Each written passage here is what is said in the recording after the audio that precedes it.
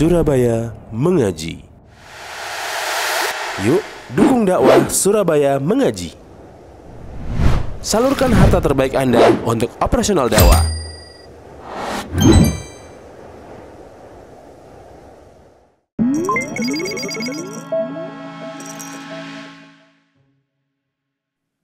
Bismillahirrahmanirrahim.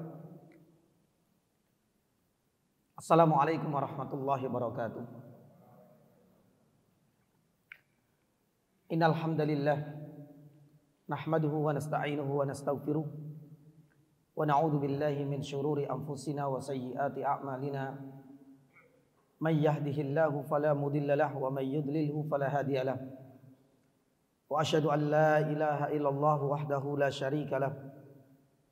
Ilahul awwalina wal akhirin. Wa asyhadu anna Muhammadan abduhu wa rasuluh. Allahumma salli wa sallim wa barik ala Muhammad wa ala alihi wa ashabihi wa man ihtadaw bi hudahu ila yaumiddin, amma ba'd. Allahumma inna nas'aluka khaira ma fi hadzal masa' wa khaira ma ba'dah wa na'udzu bika min syarri ma fi hadzal masa' wa syarri ma ba'dah. Jamaah dan ikhwan sekalian dirahmati Allah, alhamdulillah.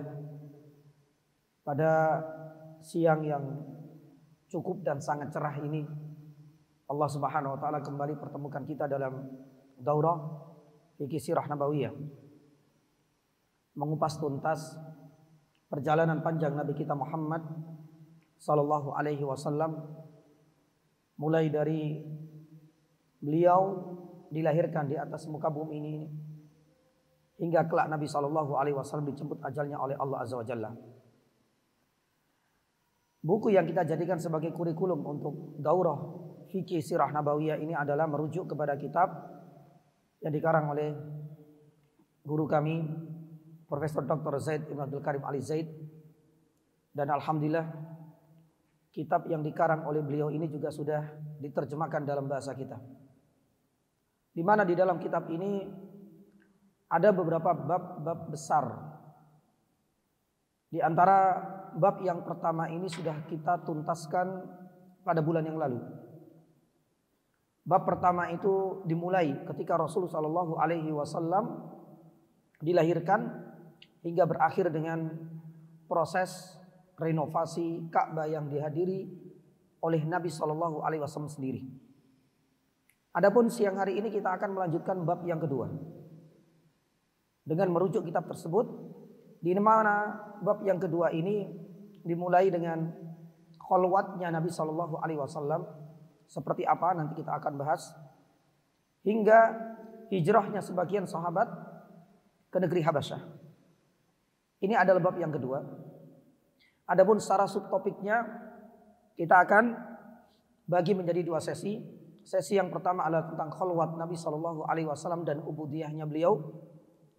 Kemudian sesi yang kedua ini adalah lembaran baru bagi Nabi Shallallahu Alaihi Wasallam, permulaan wahyu, di mana Rasulullah Shallallahu Alaihi Wasallam ketika berkholwat di Gua Hira, Allah Subhanahu Wa Taala utus malaikat Jibril alaihissalam untuk menyampaikan wahyunya.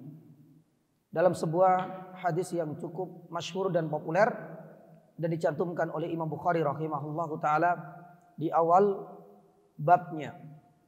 Ini akan menjadi sesi kedua yang akan kita ulas. Adapun sesi yang pertama tentang kholwat dan ubudiyah Nabi Shallallahu Alaihi Wasallam, kita ingin sedikit mereview dari apa yang sudah kita sampaikan pada pertemuan sebelumnya. Jamaah yang dirahmati Allah Subhanahu Wa Taala, ketika Rasul Shallallahu Alaihi Wasallam genap di usia 35 tahun dalam proses merenovasi Ka'bah, disinilah nama Nabi Shallallahu Alaihi Wasallam semakin tenar. Nama Nabi Shallallahu Alaihi Wasallam semakin viral. Tidak hanya di kota Makkah, bahkan sampai ke Jazirah Arab secara umum. Maka oleh karena itu viralnya Nabi Shallallahu Alaihi Wasallam itu disebabkan karena dua hal. Yang pertama, karena Nabi Shallallahu Alaihi Wasallam sudah menjadi legenda baru. Tidak hanya sekali lagi di kota Makkah, tapi di Jazirah Arab. Pasca kejadian renovasi Ka'bah. Dan keberadaan Nabi Shallallahu Alaihi Wasallam menjadi legenda bangsa Arab ini mensejajarkan dirinya dengan kakeknya tercinta, yaitu Abdul Muttalib.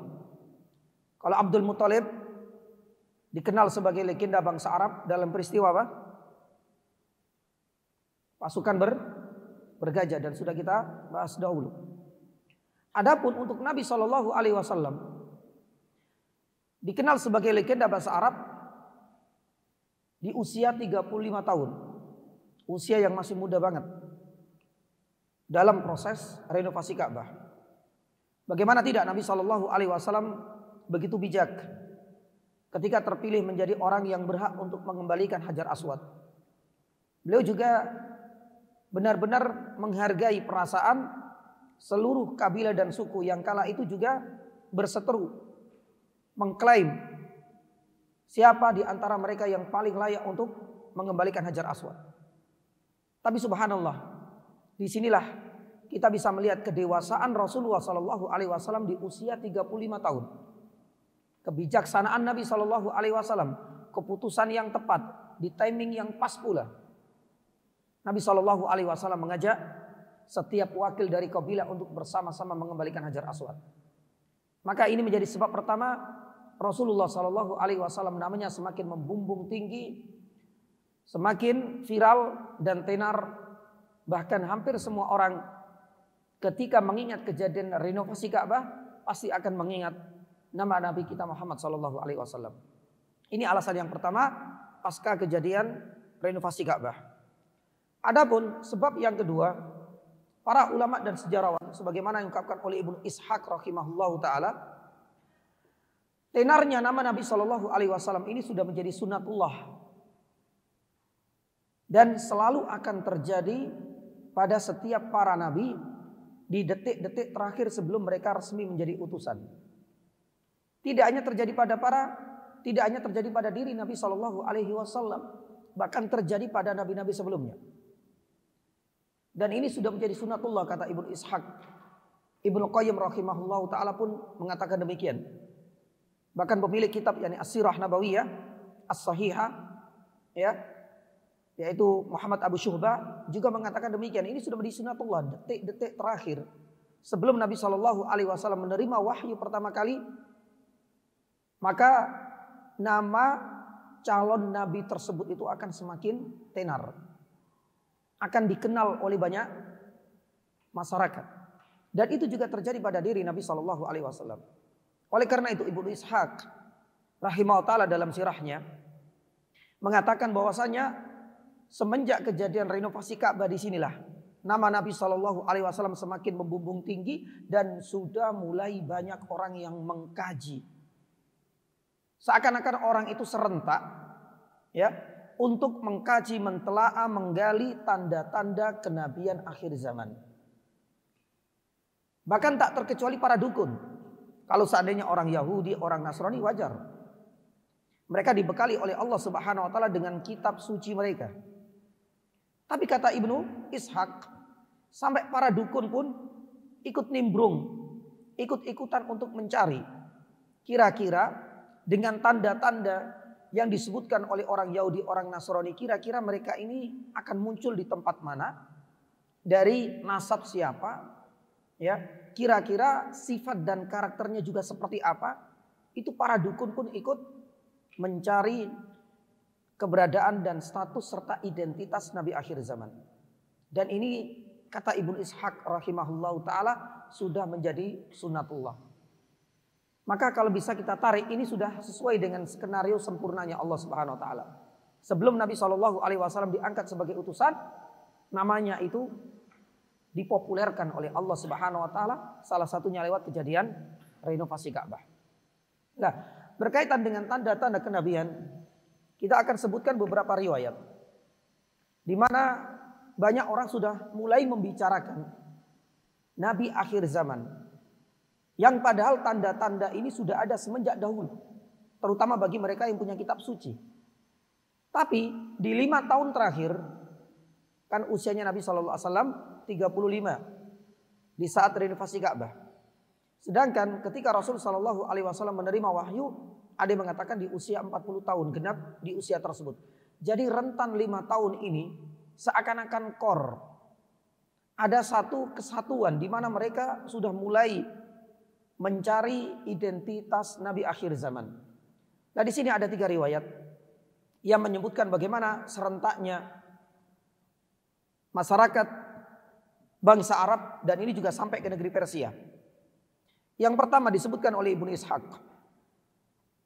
Jadi Ibnu Ishaq ini di dalam riwayatnya, dan para ulama ilmu hadis mengatakan riwayatnya ini sahih berdasarkan syarat Imam Muslim rahimahullah. Di kota Yathrib yang kala itu belum menjadi kota Madinah, kita sampaikan didominasi oleh 2 suku yang sering berseteru, suku Khazraj. Tapi kedatangan orang-orang Yahudi ini dimanfaatkan oleh mereka guna untuk menindak suku asli pribumi di kota Yathrib. Anggap 2 suku ini ketika mereka sering berseteru, manusia, maka ini dimanfaatkan oleh orang Yahudi, apalagi dia dan mereka ini diberikan kelebihan oleh Allah Subhanahu wa taala. Selain kecerdasan, mereka pun diberikan kitab suci. Lah di sini mengintimidasi warga pribumi suku Khazraj. Selalu menyampaikan, wahai suku Aus dan suku Khazraj, ya, sebagaimana tercantum di dalam kitab suci kami, kelak nanti akan datang Nabi akhir zaman. Dan bila kalian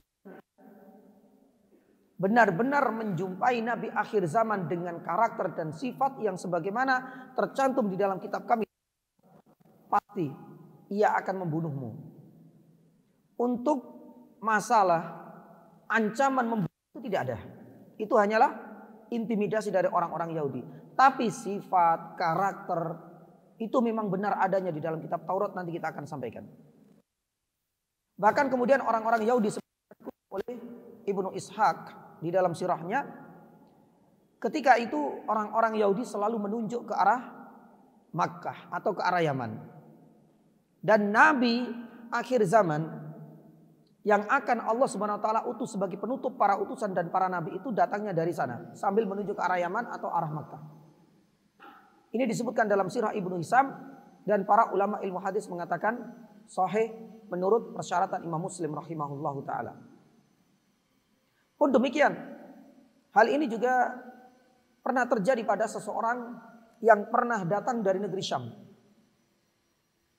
untuk urusan dagang, kemudian singgah ke negeri Madinah atau Yathrib kala itu. Sebagaimana dikutip oleh Ibnu Ishaq yang juga dalam sirahnya, pun demikian Ibnu Katsir di dalam Al-Bidayah wa Nihayah. Di mana riwayat ini bersumber dari Ibnul Haiban. Ibnul Haiban ini bercerita bahwa ada seorang rajul minal A'rab yang datang dari negeri Syam.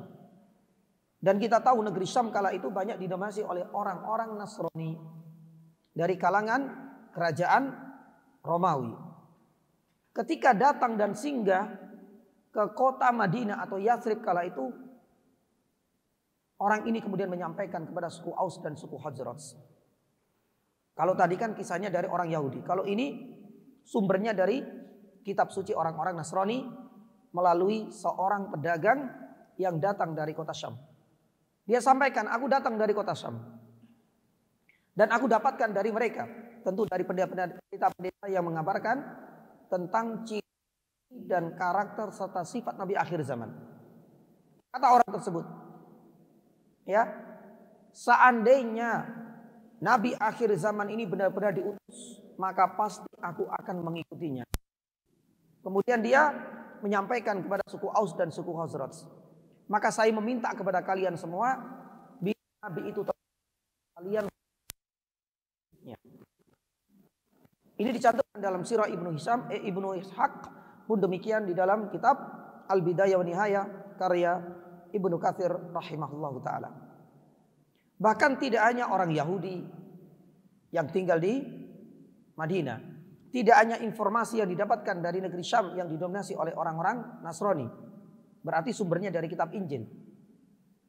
Ternyata secara serentak kedatangan Nabi akhir zaman ini juga menjadikan kegadauan di negeri Persia, subhanallah. Padahal mereka adalah para penyembah yakni api. Tapi informasi seperti ini seakan-akan serentak. Di Makkah sudah mulai gaduh dengan dukun-dukun dan para peramalnya juga ikut-ikutan meramaikan kontestasi seperti itu. Kemudian di Yathrib, orang-orang Yahudi juga selalu mengintimidasi dengan memberikan beberapa ciri-ciri dan sifat Nabi akhir zaman.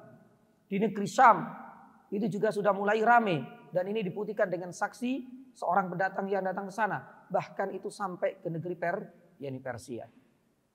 Maka oleh karena itu jamaah dirahmati Allah Subhanahu wa taala, selama rentan 5 tahun inilah semua manusia disibukkan. Ya, dan ini digerakkan oleh Allah Subhanahu wa taala untuk mencari, untuk mentelaah sifat-sifat dan karakter Nabi akhir zaman, dan itu sudah mendekati kedatangan diutusnya Nabi Shallallahu alaihi wasallam. Maka selama 5 tahun inilah kita masuk pada khalwat. Rasulullah Shallallahu alaihi wasallam selama 5 tahun, ya, ada yang mengatakan enggak sampai 5 tahun, tapi 6 bulan. Itu dinukulkan dari riwayat yang pernah disampaikan oleh Imam Baihaqi rahimahullahu taala dan disebutkan oleh Imam Ibnu Hajar di dalam Fathul Barinya, bahwa usia Nabi SAW sampai diutusnya itu ada rentan, ada durasi sekitar 5 tahun. Tapi menurut Imam Baihaqi, ya, Nabi SAW sudah mulai berkholwat. Kholwat ini secara bahasa artinya mengasingkan diri, menyendiri. Sudah mulai memutus hubungan untuk berinteraksi banyak dengan penduduk Makkah. Itu ternyata baru dimulai 6 bulan saja. Gak sampai 5 tahun. Tapi 6 bulan sebelum Nabi SAW menerima wahyu pertama yang dikali. Kalau seandainya kita ambil pendapatnya dari Imam Baihaqi 6 bulan, maka berarti kita anggap 6 bulan itulah Rasul SAW sudah mulai mengasingkan diri. Tempat yang dituju oleh Nabi SAW adalah Gua Hira. Jaraknya sekitar 2 mil dari kota Makkah. Dan Nabi SAW setiap harinya, subhanallah, ya, padahal kita tahu Gua Hira tidak seperti gua-gua yang ada di negara kita. Kalau gua di negara kita itu nggak ada dan biasanya nggak sampai di puncak. Kalau kita lihat Gua Hira ini jaraknya 2 mil ke Jabal Rahmah. Itu pun harus naik lagi, subhanallah, di atas. Memang sangat berat ini sekali. Tapi Nabi SAW rintangan ini selalu dilaluinya. Setiap hari Nabi SAW yang berangkat. Kemudian esok harinya Nabi SAW pulang untuk mengambil perbekalan. Dan begitulah seterusnya. Dan setiap kali Nabi SAW membawa perbekalan yang sudah disiapkan oleh Khadijah, dalam perjalanan, kalau beliau dapati orang-orang yang membutuhkan, dia kasih. Dia ambilkan dari perbekalan yang sudah disiapkan oleh Khadijah radhiyallahu taala anha. Jamaah yang dirahmati Allah Subhanahu wa taala, kita anggap 6 bulan inilah masa-masa Nabi Shallallahu alaihi wasallam mengasingkan diri. Adapun ketika nanti Nabi Shallallahu alaihi wasallam menerima wahyu, ini menjadi sesi kedua yang nanti kita akan sampaikan. Nah, di dalam sesi yang pertama ini, kholwatnya Nabi, ubudiyahnya Nabi Shallallahu alaihi wasallam, kebiasaan Rasul Shallallahu alaihi wasallam untuk lebih banyak mengasingkan diri, tentu ada beberapa faedah yang bisa kita petik pada kejadian kholwatnya Nabi Shallallahu alaihi wasallam ini. Ada beberapa pelajaran yang bisa kita ambil dari jamaah. Yang pertama, kita akan membahas tentang bukti-bukti kenabian Rasulullah Shallallahu alaihi wasallam. Sebagaimana kita ketahui tadi, Jazirah Arab ini lagi gempar-gemparnya. Mereka seakan-akan sedang mencari-cari di mana kira-kira seperti apa dari suku mana nabi yang akan diutus oleh Allah Subhanahu wa taala sebagai penutup para nabi. Lah tentu disinilah kemudian saatnya kita akan menggali beberapa bukti-bukti kenabian Rasulullah sallallahu alaihi wasallam, tentunya didasarkan pada kitab-kitab sebelumnya. Karena orang Yahudi mengklaim bahwasanya sifat-sifat Nabi akhir zaman ada di dalam kitab kami. Orang-orang Nasrani di Syam yang mendominasi mengatakan juga demikian. Bahkan kalau seandainya kita tarik dahulu di usia 12 tahun Nabi SAW, ketika berdagang menemani sang pamannya Abu Thalib bertemu dengan wanita siapa? Yang Ibu Khairah, itu sebenarnya sudah nampak banget tanda-tanda kenabian pada diri Rasulullah sallallahu alaihi wasallam. Tapi untuk saat ini kita akan jelaskan lebih rinci biidznillah taala ya tanda-tanda kenabian Rasulullah sallallahu alaihi wasallam pada kitab Taurat sebagaimana yang diklaim oleh orang-orang Yahudi, pada kitab Injil pun demikian, nanti kita selaraskan dengan kitab Al-Qur'anul Karim.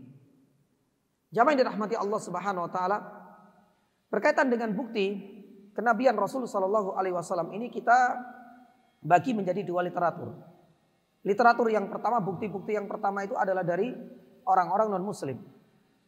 Sedangkan yang kedua nanti sumber dan rujukannya itu dari kitab-kitab yakni kita, baik dari Al-Quran maupun dalam hadis atau pengakuan para sahabat maupun barangkali pengakuan-pengakuan para mu'allaf.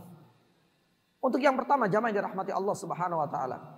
Sebagaimana kita ketahui bahwa ciri-ciri dan tanda-tanda Nabi akhir zaman itu sejatinya sudah tercantum dan sudah termaktub di dalam dua kitab suci orang-orang Yahudi, Taurat pun demikian dengan kitab Al-Injil.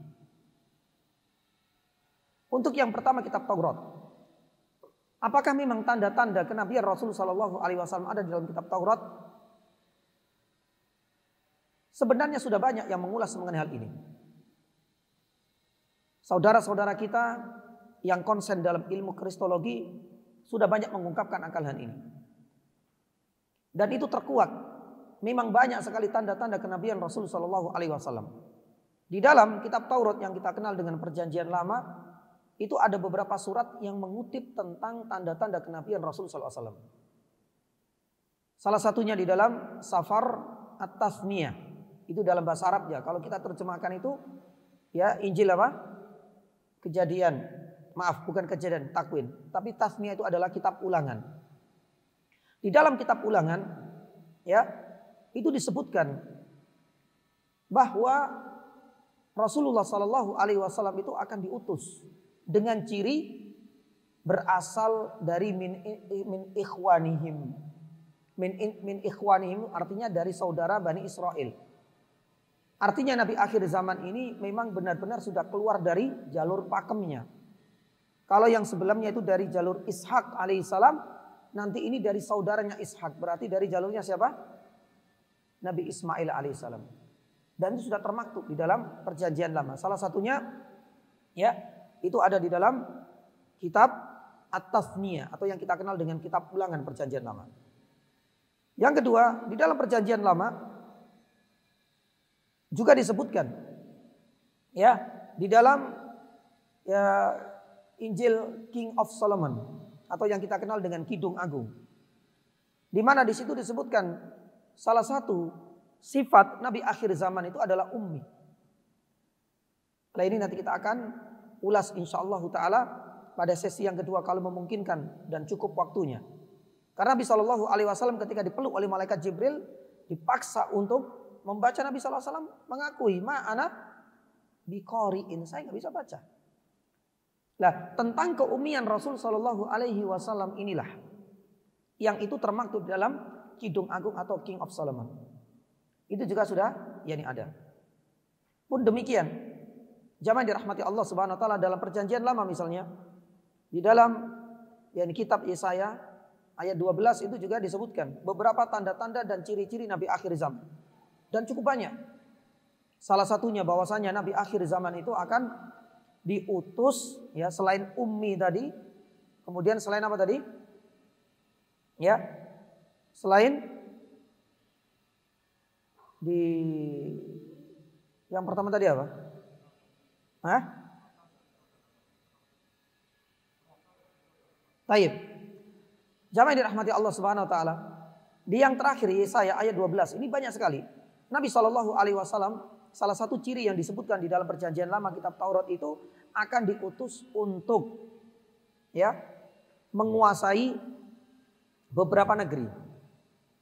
Tentu hal ini tidak selaras dengan Nabi Musa alaihissalam, apalagi dengan Nabi Isa alaihissalam. Dengan arti lain, Nabi akhir zaman ini salah satu misinya itu adalah akan berperang. Karena Nabi Isa alaihissalam tidak diutus, tidak ada satu misi pun untuk berperang. Ya, makanya kalau kita lihat hampir seluruh syariat Nabi Isa alaihissalam itu berkaitan dengan tazkiyatun nufus. Makanya di dalam kitab yang dikarang oleh Dr. Wahbah Zuhaili, dan ini kalau tidak salah pernah kita sampaikan, ya, banyak sekali kekurangan-kekurangan pada syariat yang dibawa oleh Nabi Isa alaihissalam karena intisarinya hanya kepada tazkiyatun nufus. Adapun hukum-hukum syariat itu jarang kita jumpai. Termasuk di antaranya tentang hukum waris itu tidak akan kita jumpai. Dan itu hingga saat ini. Ketika ada orang di antara mereka yang meninggal, tidak seperti kita. Kita sudah ada bagiannya masing-masing dan Al-Quran sudah menjelaskan. Bagi mereka tidak. Hanya mengikuti kebijakan setiap negara. Ini yang membedakan. Nah, selain itu di antara ciri khas Nabi SAW itu akan menyampaikan wahyu dari Allah dan tidak dengan kata-kata sendiri. Ini juga sebagai petunjuk bahwa Rasul SAW itu benar-benar sebentar lagi akan diutus oleh Allah Subhanahu wa taala karena cirinya pas ada pada diri Rasul sallallahu alaihi wasallam.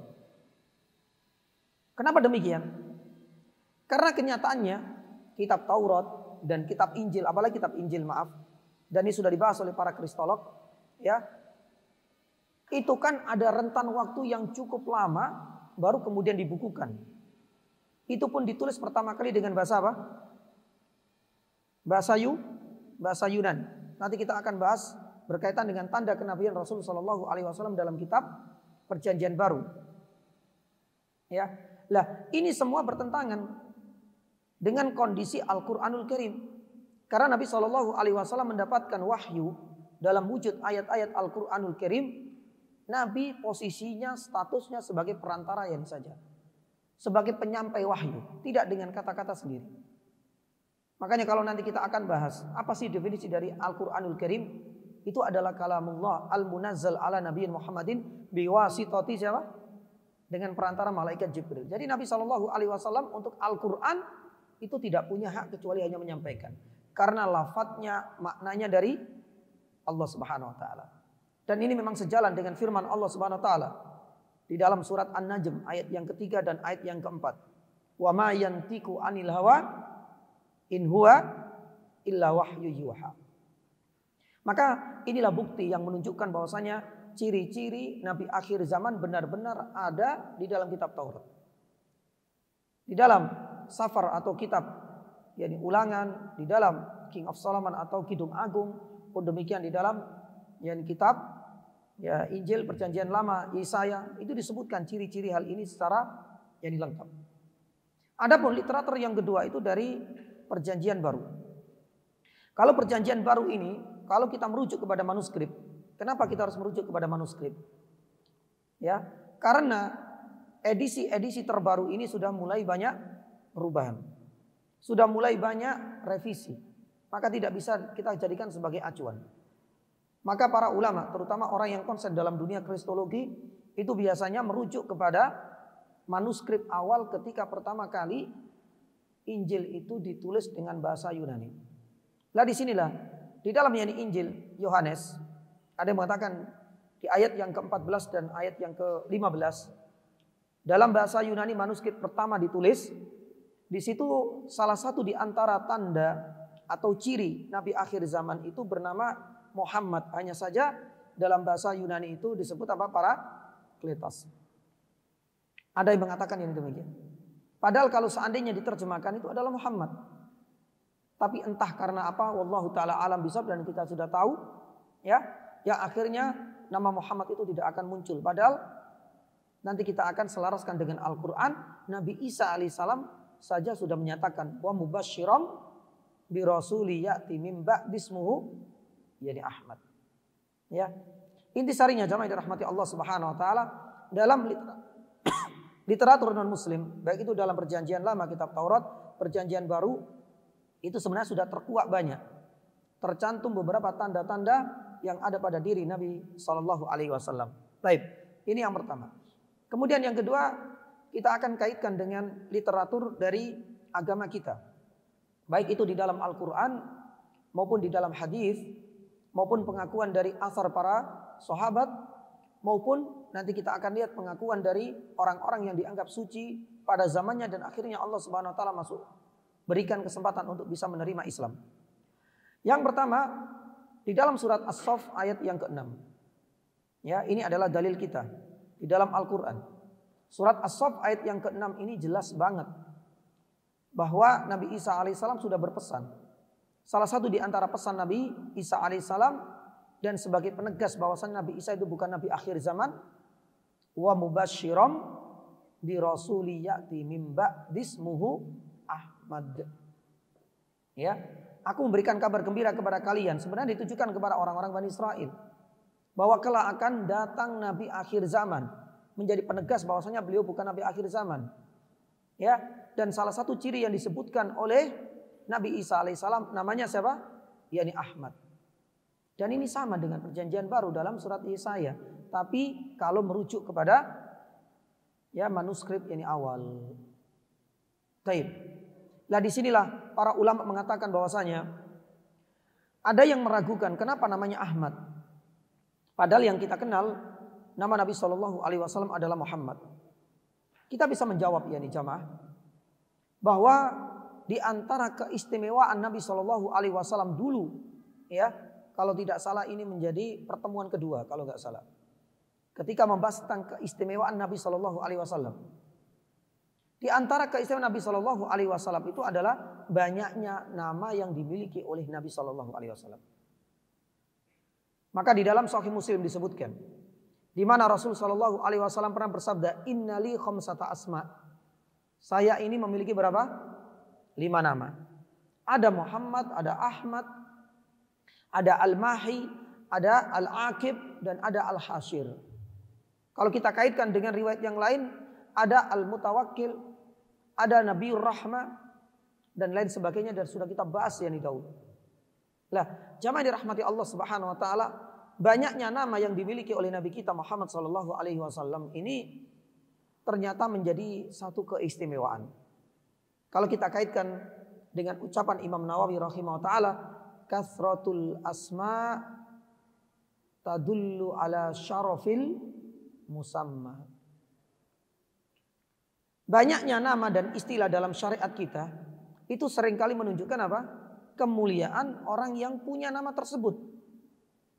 Satu contoh dan pernah kita sampaikan dahulu. Allah Subhanahu wa taala punya nama banyak enggak? Yang kita kenal dengan Asmaul Husna.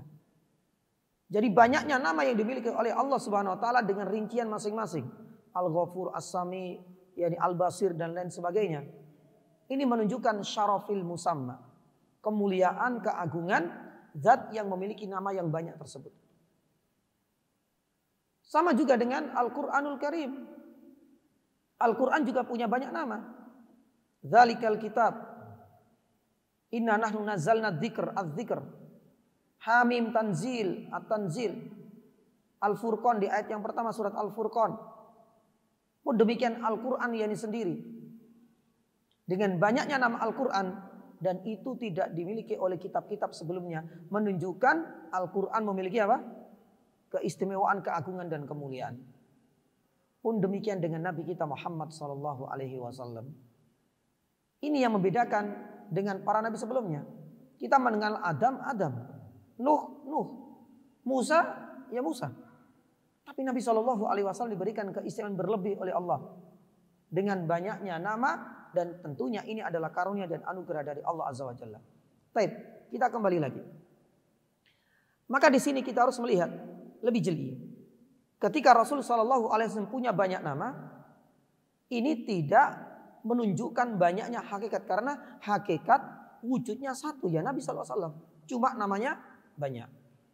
Yang kedua, ternyata setelah ditelisik oleh banyak para sejarawan dan para ulama bahwa nama Ahmad itu adalah nama yang paling banyak dijumpai di dalam perjanjian baru yang kita kenal dengan Injil. Maka tidak mengherankan bila mana Nabi Isa alaihissalam menyatakan ya dan menyampaikan pesan dan wasiat terakhir kepada Bani Israel, wa mubasysyiran bi rasuli ya'ti min ba'di ismu apa? Ahmad. Adapun nama Muhammad yakni sendiri, ya, nama Muhammad yakni sendiri itu banyak dijumpai di dalam perjanjian lama atau yang kita kenal kitab apa? Kitab Taurat. Nah, jadi ini adalah jawaban diutarakan oleh banyak para ulama, tidak perlu kita kontradiksikan. Karena ada Ahmad yang kita jumpai di dalam kitab Injil, ada Muhammad ya sebenarnya di dalam kitab Taurat. Itu semuanya merujuk kepada hakikat yang sama, yaitu Nabi kita Muhammad SAW. Baik, ini adalah dalil yang pertama di dalam Al-Quranul Karim surat As-Saff ayat yang ke-6. Dalil yang kedua, jamaah dirahmati Allah, di dalam surat Al-A'raf ayat 157. Surat Al-A'raf ayat 157. Allah Subhanahu wa taala berfirman, "Alladzina yattabi'una ar-rasulan nabiyyal ummiyya alladzi yajidunahu maktuban indahum fit Taurat wal Injil." Jadi ummi itu menjadi salah satu sifat nabi akhir zaman, dan itu termaktub di dalam kitab Taurat dan Injil, dan itu dinaskan oleh Allah di dalam surat Al-A'raf ayat 157. Dan sudah kita sampaikan tadi, makanya ana memang sengaja mengawali ya bukti-bukti itu dari kitab Taurat dan kitab Injil. Baru Al-Quran menyelaraskan. Apakah memang ada? Memang benar ada. Sebagaimana di dalam kitab ya tadi yang sudah kita sampaikan. Keummian Rasul Shallallahu Alaihi Wasallam ini bukan sesuatu yang perlu kita ragukan. Al-Quran sudah menjelaskan, bahkan juga disebutkan di dalam kitab Perjanjian Lama juga. Sebagaimana di dalam Kidung Agung, salah satu tanda Nabi akhir zaman itu adalah ummi. Lah keummian Rasul Shallallahu Alaihi Wasallam lebih rinci beserta dengan syubhat-syubhatnya nanti kita akan sampaikan pada sesi yang kedua. Kalau waktunya cukup, nilai ta'ala ketika Rasul Shallallahu Alaihi Wasallam mengatakan ma'ana biqori'in. Taib. Jadi selaras kan? Taurat, Injil dan apa? Al-Quran. Tidak saling kontradiksi satu dengan yang lain. Ini adalah dalil yang kedua di dalam syariat kita. Dalil yang ketiga, jamaah dirahmati Allah Subhanahu wa taala, ini sebuah kisah dan disahihkan oleh Syekh Albani rahimahullahu taala, dicantumkan oleh Imam Ibnu Katsir rahimahullah taala dalam kitabnya Bidayah wa Nihayah. Ketika Rasul sallallahu alaihi wasallam menjenguk tetangganya yang sedang sakit keras, putra seorang Yahudi. Insya Allah kisah ini sangat populer. Tapi di dalam redaksi yang disebutkan oleh Imam Ibnu Katsir dalam kitabnya Bidayah wa Nihayah, di sini Rasul Shallallahu Alaihi Wasallam ketika menjenguk putra seorang Yahudi itu kemudian menyampaikan, "Walladzi anzala Taurah." Jadi Nabi Shallallahu Alaihi Wasallam bersumpah tapi menyesuaikan apa? Objek yang sedang diajak untuk berbicara. Nabi Shallallahu Alaihi bersumpah demi Zat yang telah menurunkan kitab Taurat. Kenapa Taurat dibawa-bawa dalam sumpahnya Nabi Shallallahu Alaihi Wasallam? Karena Taurat juga termasuk kalamullah. Tapi kenapa harus Taurat yang dipilih? Kenapa enggak Al-Quran? Kenapa enggak Injil? Karena objek yang sedang diajak bicara adalah orang Yahudi. Ketika ayahnya yang sakit itu kan putranya, ayahnya ditanya, ya, walladzi anzala anshuduga billadzi anzala Taurah. Hal wajadta fi kitabika sifati wa makhraji? Apakah engkau mendapati di dalam kitabmu Taurat tentang sifat dan karakterku? Pun demikian di mana nanti aku akan keluar diutus oleh Allah Subhanahu wa taala pertama kali, artinya dari negeri Mekah. Ternyata si bapak ini mengatakan la, dengan menggeleng kepalanya. Kemudian Nabi Shallallahu Alaihi Wasallam mengajukan pertanyaan sama tapi ditujukan kepada si putranya. Anshuduka billadzi anzala Taurah. Hal wajadta fi kitabika sifati wa makhraji? Ternyata jawabannya berbeda. Si putra orang Yahudi mengatakan bahwasanya wajadtu fi kitabi sifataka wa makhraji. Jadi sudah tahu kejujuran sang pemuda tersebut. Baru kemudian beliau mengatakan asyhadu alla ilaha illallah wa asyhadu anna Muhammadan abduhu wa rasuluh. Tak lama kemudian meninggal. Nabi Shallallahu Alaihi Wasallam kemudian menyampaikan hal ini kepada para sahabat. Akimu al-yahuda an akhikum. Seakan-akan ini menjadi penegas. Ya. Singkirkan, jauhkan ayah orang Yahudi ini min akhikum. Merujuk saudara kepada siapa? Sang anaknya. Karena sang anaknya sudah masuk Islam, otomatis dianggap sebagai saudara seiman. Artinya jauhkan. Ini sudah enggak satu nasab yani lagi. Karena bapaknya masih kafir, sedangkan putranya yang meninggal barusan sudah bersyahadat. Akhirnya kemudian para sahabat ya mengkafani, mensolatkannya, dan Nabi SAW juga ikut mensolati. Lah, hadis ini disahkan oleh Syekh Albani rahimahullahu yani ta'ala. Jadi menjadi apa? Menjadi bukti yang ketiga di dalam literatur kita. Salah satunya dikutip oleh Imam Ibnu Katsir dalam kitabnya Bidayah wa Nihayah. Baik. Kemudian yang keempat, ada sebuah kisah juga pengakuan dari siapa? Pengakuan dari Abdullah ibnu Amr ibnu al-As. Ya, dan kisah ini disebutkan oleh Imam Bukhari di dalam sahihnya. Dan disebutkan kembali oleh Imam Bukhari di dalam kitab hadis yang lain. Siapa? Apa namanya? Al-Adabul Mufrad. Jadi di dalam dua kitab yang dikarang oleh, yang disusun oleh Syekh Imam Bukhari rahimahullah ta'ala mencantumkan kisah ini. Ya, ini berasal dari seorang perawi Atha ibnu Yasar rahimahullah ta'ala. Jadi Atha ibnu Yasar ini pernah bertemu dengan Abdullah ibnu Amr ibnu al-As. Dan Abdullah ibnu Amr ibnu al-As ini diberikan kelebihan oleh Allah Subhanahu wa ta'ala. Pernah mempelajari kitab-kitab Taurat. Dan Allah Subhanahu wa ta'ala berikan kelebihan juga mampu menghafal beberapa ayatnya. Kesempatan bagi Atha ibnu Yasar untuk bertanya kepadanya. Intisarinya ketika bertemu Atha kemudian bertanya kepada Abdullah ibnu Amr ibnu al-As. Wahai Abdullah ibnu Amr, ya, apakah engkau jumpai beberapa sifat-sifat Nabi kita Muhammad SAW dalam Taurat? Tahu pertanyaan ini diajukan kepada Abdullah, tidak kepada Abu Bakar, tidak kepada Umar, karena Abdullah ibnu Amr ini pernah mempelajari kitab Taurat. Dijawab oleh Abdullah ibnu Amr ibnu al-As. Beliau mengatakan, innahu la mausufun fit Taurat bi ba'di sifati fil Quran. Benar bahwa Nabi kita Muhammad SAW itu sifat-sifatnya termaktub di dalam kitab Taurat. Sebagaimana kita jumpai beberapa sifatnya ada di dalam mana? Al-Quran. Ya tadi sudah kita sebutkan beberapa sifatnya. Surat As-Saff ayat yang ke-9. Ya, surat Al-A'raf ayat 157. Sedangkan di Taurat itu juga sudah kita sampaikan yang ini tadi. Ada sekitar yang ini 3 dan masih banyak sebenarnya. Baru kemudian beliau membacakan ayat. Ayat yang masih dihafal oleh Abdullah ibnu Amr ibnu al-As.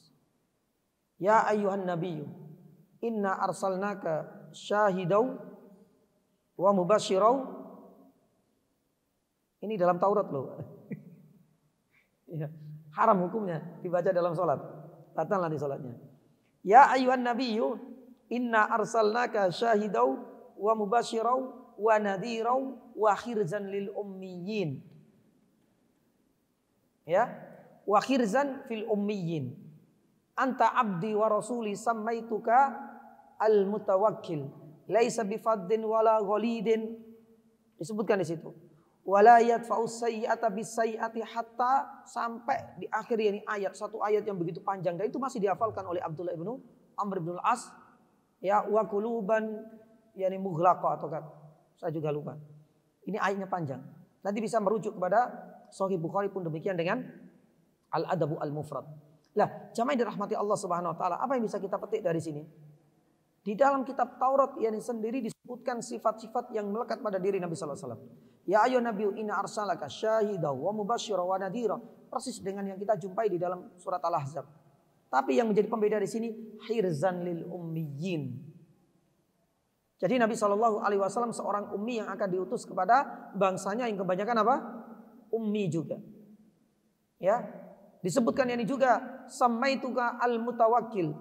Kalau kita kaitkan dengan hadis Nabi SAW, salah satu di antara nama Nabi ada yang bernama Mutawakkil, Nabiur Rahmah, Al-Hashir dan sebagainya.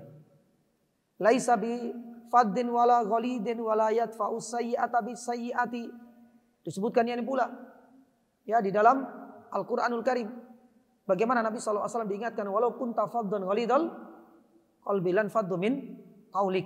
Dan Nabi SAW lam yakun fahishan wala mutafahishan. Dan itu sesuai banget dengan yang dibacakan dan sudah dihafalkan oleh Abdullah ibnu Amr ibn al-As. Jadi tanda-tandanya ada di dalam kitab Taurat. Ya. Nah, ini adalah dalil yang keempat. Di dalam hadis yang disebutkan oleh Imam Bukhari dalam kitabnya Al-Adabul Mufrad dan disahkan oleh Syekh Albani rahimahullah taala, pengakuan dari Abdullah ibnu Amr ibn al-As. Yang kelima, ini adalah pengakuan dari beberapa sahabat yang tinggal di kota Madinah ketika mereka selalu diintimidasi oleh orang-orang Yahudi. Kita kembali lagi kepada kisah yang tadi ya. Disebutkan oleh Ibnu Ishaq. Ketika orang-orang di Yathrib yakni kala itu selalu diintimidasi oleh orang-orang Yahudi. Di dalam kitab kami ada tanda-tanda Nabi akhir zaman. Kalau seandainya nanti Nabi ini sudah diutus, kalian akan dibunuh olehnya. Padahal tidak kan. Nanti kita akan bahas Bai'atul Aqabah, malah fakta menunjukkan sebaliknya. Suku Aus, suku Akhras malah lebih awal untuk masuk yakni Islam. Nah, ini bermula dari kisah itu. Ya. Nah, jamaah dirahmati Allah Subhanahu wa taala. Beberapa sahabat yang berasal dari suku Aus dan suku Khazraj yang tinggal di kota Madinah akhirnya nagih janji kepada orang-orang Yahudi. Salah satunya adalah Mu'ad ibnu Jabal. Salah satunya adalah Bishr ibnu Al-Barra yang ibnu Ma'rur. Ini adalah di antara beberapa sahabat yang akhirnya kemudian nagih janji kepada orang-orang Yahudi. Karena mereka kan lebih awal masuk Islam. Ternyata terekam kuat di dalam benak mereka ciri-ciri Nabi akhir zaman, padahal mereka nggak punya kitab suci. Tapi giliran mereka punya ritual setiap tahunnya haji ke kota Makkah. Di sini Nabi SAW bertemu dengan mereka dalam peristiwa yang kita kenal dengan Bai'atul Aqabah. Akhirnya mereka siap untuk memberikan sokongan, bantuan, bahkan tempat tinggal di sana. Dan mereka sudah beriman, mereka balik lagi ke kota Madinah. Bertemu dengan orang-orang Yahudi yang selalu mengintimidasi. Bahasa kita mana janjimu? Kami sudah bertemu dengan Nabi akhir zaman dengan ciri fisik pun demikian dengan tanda-tanda dan karakter yang persis engkau sebutkan. Aku sudah bertemu. Alhamdulillah enggak membunuh kami. Bahkan kami sudah beriman, kami menjadi pengikutnya. Lah sekarang kami tagih. Kapan kalian menjadi pengikutnya? Karena seharusnya engkau itu lebih layak untuk menjadi pengikutnya. Karena engkau sudah diberikan informasi lebih jauh. Bahkan itu ada di dalam kitab suci kalian. Tapi kenyataannya kita bisa melihat ya. Nabi SAW ketika nanti hijrah kota Madinah, ya tetap seperti itu. Ya, mereka pun nggak ada yang masuk Islam kecuali ya bilangan yang sangat sedikit. Yang sekali salah satunya alhamdulillah Abdullah ibnu Salam. Dari kalangan orang Yahudi yang alhamdulillah bisa menerima Islam sebagai keyakinan dan kepercayaannya. Nah, jamaah yang dirahmati Allah Subhanahu wa taala, ini diungkapkan oleh Mu'ad ibnu Jabal, diungkapkan oleh Bishr ibnu Al-Barra ibnu Ma'rur radhiyallahu taala anhum ajmain. Ya, mereka masih kuat ingatannya tanda-tanda yang setiap kali dijadikan sebagai tameng oleh orang-orang Yahudi guna untuk mengintimidasi dan menindas mereka. Ini adalah bukti yang ke-5.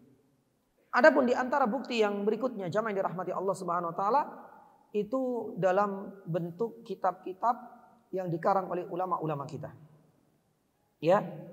Siapa sangka ya jamaah dan pernah kita sampaikan. Ternyata Syekhul Islam Ibnu Taimiyah maupun Ibnu Qayyim rahimahullahu taala sejatinya adalah seorang kristolog ini juga. Ya.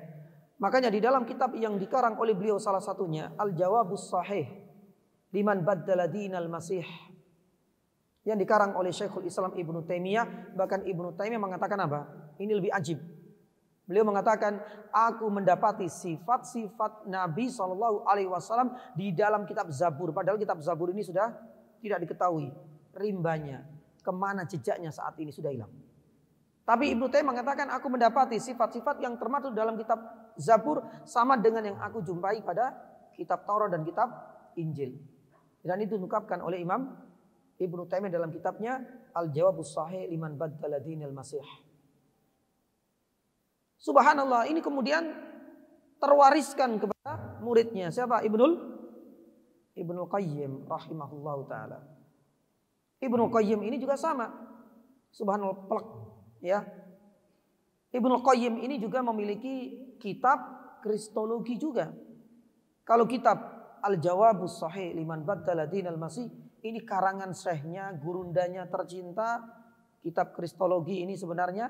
Tapi Syekhul Islam Ibnu Taimiyah ketika membantah ayat-ayat yang dianggap sebagai penistaan mungkin barangkali, ayat-ayat di dalam kitab Injil yang kemudian diamandemen atau direvisi, itu dijelaskan tapi secara global oleh Syekhul Islam dalam kitabnya Al-Jawabus Shahih Liman Baddala Dinal Masih. Tapi yang ajib itu muridnya Ibnu Qayyim rahimahullah. Di dalam kitabnya yang dikarang oleh beliau, Ibnu Qayyim muridnya, Hidayatul Hayara fi ajwibatil Yahudi wan Nasara. Ini lebih rinci beliau. Ibnu Qayyim rahimahullah taala mengutip kitab Taurat atau beberapa ayat di dalam Al-Injil kemudian dibantah satu persatu. Ya, dan ini persis yani sekali dengan metode yang dilakukan oleh saudara-saudara kita, para kristolog luar negeri, mungkin Ahmad Deedat atau mungkin bareng Dr. Zani Zair Naik dan lain sebagainya. Itu kan seperti itu. Kadang-kadang mengambil ya beberapa ayat kemudian dikaitkan dan diselaraskan dengan Al-Quran kalau memang itu benar-benar belum direvisi dan belum diamandemen. Seperti itu yang dilakukan oleh Ibnu Qayyim rahimahullahu yani ta'ala. Jadi sebenarnya banyak sekali bukti-bukti di dalam syariat kita, mulai dari Al-Quran, mulai dari hadis, mulai dari pengakuan para sahabat, ya, sampai kepada buku-buku yang sudah tercetak oleh para ulama kita, ya, oleh Syekhul Islam Taimiyah, oleh muridnya Ibnu Qayyim rahimahullah taala, dan terakhir mungkin ini jadi rujukan dan kitab ini sangat bagus, tapi saya belum telusuri apakah sudah diterjemahkan dalam bahasa kita. Sepertinya sudah, tapi wallahu alam, ya. Kitab ini adalah Muhammadun fit Taurat wal Injil wal Quran. Subhanallah. Jadi kitab ini mengulas tuntas tentang tanda-tanda dan bukti-bukti kenabian Rasulullah Karim sallallahu alaihi wasallam di 3 kitab suci yang berbeda. Dalam perjanjian lama kitab Taurat, dalam perjanjian baru kitab Injil, dan pun demikian dalam Al-Qur'anul Karim. Dikarang oleh Ibrahim ya Khalil Ahmad. Siapa beliau? Beliau termasuk min kibarin Nasara. Dia termasuk di antara pembesar orang Nasrani. Ya, Allah Subhanahu wa taala akhirnya mannallahu alaihil Islam. Allah Subhanahu wa taala bukakan pintu hatinya. Allah Subhanahu wa taala berikan kesempatan untuk bisa memeluk agama Islam. Maka salah satu di antara karya beliau Muhammadun ya fit Taurat wal Injil wal Quran, ini seringkali dijadikan sebagai rujukan. Ya mungkin barangkali para jamaah kalau seandainya ingin melihat lebih jauh tanda-tanda kenabian Rasulullah Karim sallallahu alaihi wasallam, salah satu di antara rujukan bisa kitab yang barusan saya sampaikan, atau mungkin barangkali ya beserta dengan bantahan-bantahannya bisa merujuk kepada kitab yang dikarang oleh Ibnu Qayyim rahimahullah taala, ya Hidayatul Hayara fi ajwibati al-Yahudi wan Nasara. Allah taala alam bisawab. Inilah di antara ya bukti-bukti kenabian Rasulullah Karim sallallahu alaihi wasallam, baik itu literatur yang berasal dari non muslim, kitab Taurat dan kitab Injil, perjanjian lama dan perjanjian baru, maupun dalam literatur yang ada di dalam syariat yang kita. Ya moga-moga ini cukup. Ya kalau seandainya mau lebih bisa melihat kepada video atau buku-buku yang dikarang oleh para kristolog-kristolog yang kita saudara-saudara kita hafizahullah taala. Baik. Kemudian yang kedua jamaah yang dirahmati Allah Subhanahu wa taala, yang menjadi pelajaran kedua di mana kita bisa memetiknya itu dari peristiwa kholwatnya Nabi Shallallahu alaihi wasallam, itu adalah tentang tafsir kholwat. Atau dengan kata lain, seperti apa sih ibadahnya kholwatnya Nabi Shallallahu alaihi wasallam di Gua Hira? Apakah di sana cuma tidur-tiduran? kemudian esok harinya balik lagi? Ataukah Nabi Shallallahu Alaihi Wasallam murni di sana sedang beribadah? Apa sih sejatinya mana kholwat? Karena kholwat ini sudah menjadi ya bahasa yang paling masyhur dikaitkan dengan kondisi Nabi Shallallahu Alaihi Wasallam di detik-detik terakhir sebelum menerima wahyu pertama kali. Ya, itu selalu menggunakan kalimat kholwat. Nah, seperti apa kholwatnya Nabi Shallallahu Alaihi Wasallam? Jamaah yang dirahmati Allah Subhanahu Wa Taala. Di sini ada 4 pendapat di kalangan para ulama. Apa jenis kholwatnya Nabi Shallallahu Alaihi Wasallam selama di Gua Hira? Ya, yang pertama, dan ini adalah pendapatnya Ibnu Ishaq rahimahullahu taala di dalam sirahnya, di mana Ibnu Ishaq mengatakan jenis kholwatnya Nabi Shallallahu Alaihi Wasallam ya beribadah mengikuti siapa? Millatu Ibrahim, mengikuti millah yakni Ibrahim. Dan kita tahu di dalam banyak ayat Allah Subhanahu Wa Taala memerintahkan Nabi kita Muhammad Shallallahu Alaihi Wasallam fattabi'u millata Ibrahim hanifa.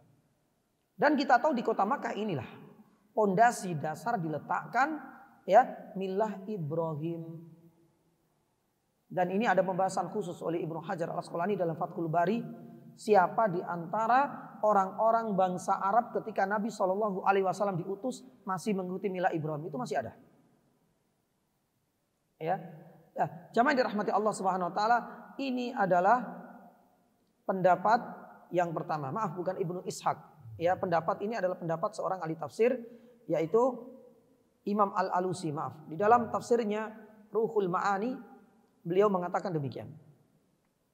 Jadi beliau mengatakan, Imam Al-Alusi, jenis kholwatnya Nabi Shallallahu Alaihi Wasallam itu adalah dengan mengikuti millah Ibrahim. Di mana Imam Al-Alusi mengatakan merubah kata at-tahannus dengan tahannuf. Maaf, di dalam Sahih Bukhari, nanti kita akan bahas di sesi yang kedua. Hadis yang pertama kan tentang kitab Bad'il Wahyi, permulaan wahyu. Di situ nanti kita akan dapatkan Nabi Shallallahu Alaihi Wasallam di awal-awal itu suka bertahannus wa huwa ta'abbud. Ta'hanunsa tahannus. Menurut Imam Al-Alusi, tahannus itu kemudian dirubah menjadi tahannuf. Bukan pakai sa, tapi pakai fa. Ta-ha-nun fa, tahannuf. Dan itu merujuk kepada hanif, yaitu millata Ibrahimah, yani hanifa. Jadi apa yang dilakukan oleh Nabi Shallallahu Alaihi Wasallam itu adalah bagian dari warisan leluhur, yaitu millah Ibrahim. Dan itu yang dikerjakan oleh Nabi Shallallahu Alaihi Wasallam dalam masa-masa menyendiri di Gua Hira. Itu yang pertama. Pendapat yang kedua adalah pendapat dari Ibnu Hajar Al-Asqalani, di mana jenis kholwatnya Nabi Shallallahu Alaihi Wasallam itu adalah dengan tafakkur fi makhluqatillah, ya, dengan merenungkan tanda-tanda kauniyah Allah Subhanahu Wa Taala di alam semesta ini. Ya, tafakkur fi makhluqatillah. Sebagaimana firman Allah Subhanahu Wa Taala dalam surat Al-Imran ayat 191, alladzina yadhkurunallaha qiyaman wa qu'udan. Di sini, fa tafakkaruna fi khalqis samawati wal ard, tafakkur fi makhluqatillah. Bertafakkur, merenungkan tanda-tanda kauniyah Allah Subhanahu Wa Taala. Itu yang dikerjakan oleh Nabi Shallallahu Alaihi Wasallam dan bagian dari jenis kholwatnya Nabi Sallallahu Alaihi Wasallam di Gua Hira. Ini adalah pendapat yang kedua, kata Imam Ibnu Hajar Al-Asqalani. Sedangkan yang ketiga, ya, ini pendapatnya Ibnu Ishaq lah, ini yang tadi saya salah. Ibnu Ishaq rahimahullahu taala menuturkan bahwa jenis kholwatnya Nabi Shallallahu Alaihi Wasallam itu adalah ibadahnya Nabi Shallallahu Alaihi Wasallam itu adalah dengan memberikan makanan dari bekal yang sudah disiapkan siapa? Khadijah, dibagikan kepada orang-orang miskin, orang-orang yang membutuhkan selama perjalanan beliau hingga sampai ke Gua Hira. Artinya dengan membagi makanan. Ya, ini adalah jenis ibadah atau kholwatnya Nabi Shallallahu Alaihi Wasallam menurut Ibnu Ishaq. Ya, adapun pendapat yang terakhir, jamaah yang dirahmati Allah Subhanahu Wa Taala, bentuk ibadahnya Nabi Shallallahu Alaihi Wasallam atau kholwatnya Nabi Shallallahu Alaihi Wasallam itu adalah dengan menjauhkan diri dari segala bentuk kesyirikan dan kekufuran. Dan kita tahu memang kota Makkah ini sudah tidak nyaman lagi bagi Nabi SAW. Penyembahan berhala di mana-mana. Orang tawaf dengan telanjang. Yang namanya riba pun menjamur. Pun demikian dengan minuman khamar sudah menjadi minuman tradisional mereka. Ini menjadikan Nabi SAW sudah mulai resah. Maka disinilah kemudian Nabi SAW mengasingkan diri. Maka ini adalah bagian dari bentuk ibadahnya Nabi SAW. Kholwatnya Nabi itu adalah dalam bentuk apa? Menurut pendapat yang keempat, yaitu menjauh dari segala bentuk kesyirikan dan kekufuran. Persis dengan ibadahnya Nabi Ibrahim tertuang di dalam surat As-Saffat ayat 99. Inni dzahibun ila rabbi sayahdi. Ya, ketika Nabi Ibrahim ingin menjauhkan dari masyarakatnya yang penuh dengan penyembahan terhadap berhala, beliau ingin menyendiri, beliau ingin menghadap kepada Allah Subhanahu wa taala. Pun demikian dengan tafsir yang keempat. Jenis ibadah dan kholwatnya Nabi SAW itu adalah dengan menjauhkan diri beliau dari segala bentuk kesyirikan dan kekufuran. Dari empat pendapat ini jamaah yang dirahmati Allah, manakah yang lebih mendekati kebenaran? Beberapa ulama, salah satunya adalah Imam Al-Ghazali rahimahullah ta'ala, dan saya rasa ini pendapat yang lebih kuat atau mendekati kebenaran, bahwa tak ada satu pun di antara pendapat itu yang sahih. Ya. Artinya kalau dikaitkan dengan jenis ibadah yang dilakukan oleh Nabi SAW secara lebih khusus, spesifik di dalam Gua Hira, ya, kata Imam Al-Ghazali rahimahullah ta'ala, itu tidak ada yang sahih dari empat itu. Karena memang tidak didukung oleh dalil yang kuat, kata Imam Ghazali. Maka selama tidak ada dalil dan riwayat yang sahih, maka berarti ya sudah kita tinggalkan. Yang penting Nabi SAW itu enggak neko-neko insya Allah. Meskipun sendirian di Gua Hira, insya Allah itu enggak seperti yang kita gambarkan. Mungkin barangkali berbuat maksiat mustahil. Karena Nabi SAW sudah dijaga semenjak kecil. Bahkan dalam kejadian pembedahan dada itu adalah bagian dari penjagaan Allah kepada Nabi kita SAW. Itu menurut Imam Ghazali. Dan ini juga dikuatkan oleh Syekh Muhammad bin Shalih Al-Utsaimin. Beliau juga mengatakan bahwasanya tinggalkan, ya, kita menyibukkan untuk mencari seperti apa ibadahnya Nabi SAW, kholwatnya Nabi SAW di Gua Hira. Tinggalkan ini semua. Karena tidak ada faedahnya. Yang penting kata Syekh Muhammad bin Shalih Al-Utsaimin, kita yakin Nabi SAW beribadah sesuai dengan petunjuknya Allah. Tapi seperti apa secara spesifik, kita nggak usah disibukkan untuk itu. Karena tidak ada dalil yang valid mengenai hal itu. Wallahu ta'ala a'lam bishawab. Baik. Jamaah yang dirahmati Allah Subhanahu wa taala, ini adalah pelajaran yang kedua. Ya. Pelajaran dari kholwatnya Nabi SAW setelah kita tadi buktikan tanda-tanda kenabian Rasulullah SAW. Yang kedua, kemudian kita sampaikan seperti apa jenis ibadah dan kholwatnya Nabi SAW, tapi ditutup dengan penuturan dari Imam Al-Ghazali rahimahullah ta'ala dan Syekh Muhammad bin Shalih Al-Utsaimin rahimahullah ta'ala. Kita tinggalkan untuk menyibukkan mencari jenis ibadah apa yang dilakukan oleh Nabi, karena tidak didukung dengan dalil yang kuat. Yang penting kita yakin Nabi SAW enggak neko-neko. Nabi SAW selalu ya menyertainya petunjuk dari Allah Subhanahu wa ta'ala. Ini yang kedua. Adapun yang terakhir, yakni jamaah dirahmati Allah Subhanahu wa ta'ala, para ulama menyebutkan faedah yang lain, dan ini menjadi faedah yang ketiga insyaallah taala dan yang terakhir. Keberadaan Nabi SAW di Gua Hira ini tidak sedang dalam kondisi mencari wahyu, atau dalam bahasa saat ini mencari wangsit, tidak ya jemaah. Jadi Nabi SAW ke sana itu benar-benar murni untuk mengasingkan diri. Nabi SAW di sana itu bukan kemudian menunggu datangnya wahyu. Itu tidak terbesit sama sekali di dalam benak Nabi SAW. Dan ini menunjukkan bahwasanya kenabian itu bukan sesuatu yang bisa dicari, diupayakan, diusahakan, digali. Tidak seperti itu. Maka disinilah jamaah yang dirahmati Allah Subhanahu wa ta'ala, pelajaran yang ketiga ini sebagai bentuk bantahan kepada beberapa orang-orang ahlul kalam, orang-orang yang filosof, ahli filsafat, yakni salah satunya adalah Ibnu Sina. Dan kalau tidak salah sudah kita sampaikan beberapa hal mengenai hal ini. Salah satunya adalah Ibnu Sabi'in Al-Maghribi dari Maroko. Pun demikian dengan Sahrawardi. Ketiga orang ini dan beberapa orang-orang yang memiliki pemahaman menyimpang dari ilmu filsafat atau ilmu kalam meyakini bahwasannya nubuwah itu muktasabah. Jadi kenabian itu adalah sesuatu yang bisa dicari.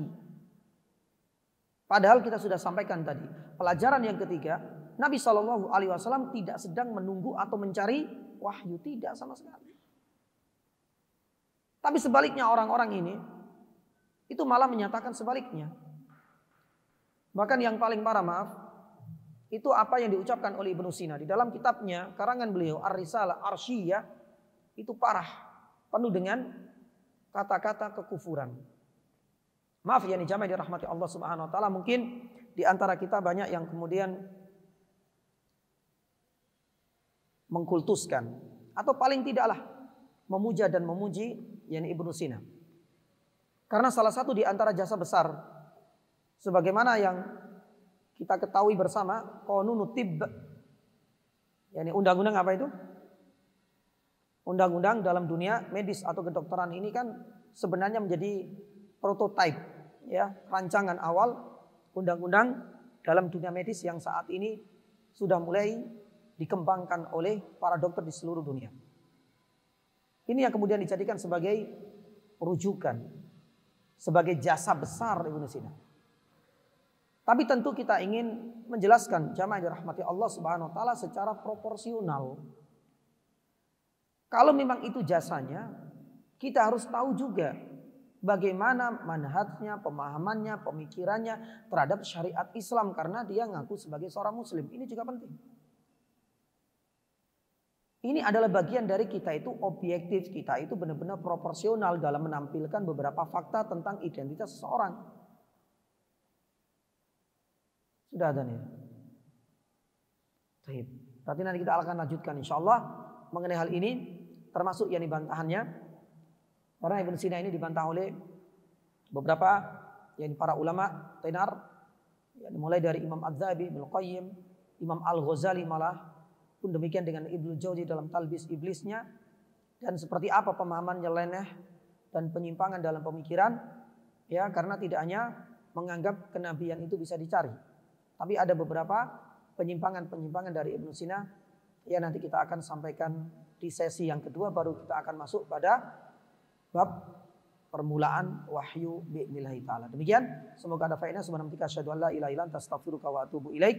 Wassallallahu ala nabiyyina Muhammadin wa ala alihi wasallam. Wassalamualaikum warahmatullahi wabarakatuh.